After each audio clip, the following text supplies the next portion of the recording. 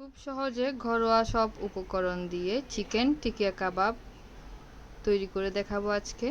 রেসিপিটি তৈরি করার জন্য প্রথমে আমি এখানে 1.5 পোয়া পরিমাণ বুটের ডাল নিয়ে নিয়েছি। এরপর এখানে কয়েক পিস মুরগির টুকরা দিয়েছি, ব্রেস্টের অংশগুলো। এরপর এখানে গোটা মশলা অ্যাড করেছি, এলাচ, লবঙ্গ, দারুচিনি। আরও দিয়েছি কয়েকটা রসুন ও আদা কিউব করে কেটে। এরপর এখানে কয়েকটা কাঁচামরিচ অ্যাড করেছি।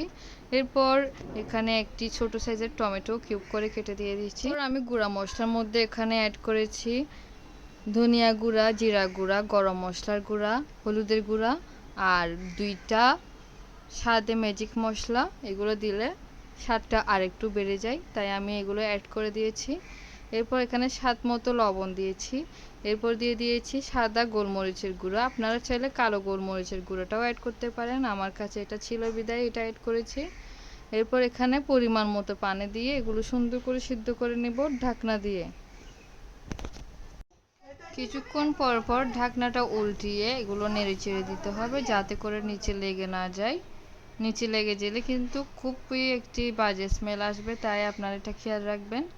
এরপর আমার বুটটা প্রায় সিদ্ধ হয়ে গিয়েছে। এই অবস্থায় আমি নামিয়ে নিয়েছিলাম। আর একটি হামানদিস্তায় আমি এটাকে সুন্দর করে গুঁড়ো করে নিয়েছি। আপনারা চাইলে ব্লেন্ডারও ইউজ করতে পারেন। এবার অ্যাড করে দিচ্ছি কিছু কাঁচামরিচ কুচি ও ধনিয়া পাতা কুচি।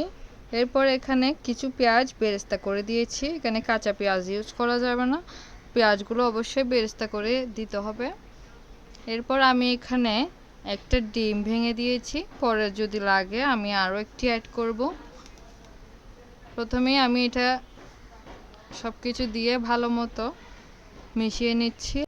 এগুলো আমার কাছে একটু ড্রাই মনে হয়েছিল, এরপর তাই আমি আরও একটি এখানে ডিম অ্যাড করেছি। কাবাবটা কিন্তু খুব বেশি ড্রাই করা যাবে না, এতে করে আপনারা কাবাবের শেপ করতে গেলে এটি তেলে দেওয়ার সময় ভেঙে যাওয়ার সম্ভাবনা থাকে। আমার কাছে লবণ একটু কম মনে হয়েছিল, তাই আমি এখানে আরও একটি লবণ অ্যাড করেছি। এরপর আমি কাবাবগুলোকে আমার পছন্দ মতো শেপ দিয়ে নিচ্ছি। প্রথমেই একটা করে দেখাচ্ছি গোল গোল শেপের। এটা কিন্তু আপনারা ভাতের সাথে দিতে পারেন, ভাতের উপরে সাজিয়ে দিলে খুব বেশি সুন্দর লাগে দেখতে। এরপর আরও একটি শেপের করে নিচ্ছি। এটি একটি চ্যাপ্টার মধ্যে করেছি আমি। এইটিও আপনারা ভাতের সাথে অথবা নাস্তার মতো করে দিতে পারেন, খুবই দারুণ হয় খেতে। আপনারা বাসায় অবশ্যই ট্রাই করবেন, আর বাসায় ট্রাই করলে আমাকে জানাতে ভুলবেন না রেসিপিটি কেমন হয়েছে। এই তো আমার প্রায় সবগুলা তৈরি করা শেষ। এবার আমি একটি প্লেটের মধ্যে উঠিয়ে নিচ্ছি।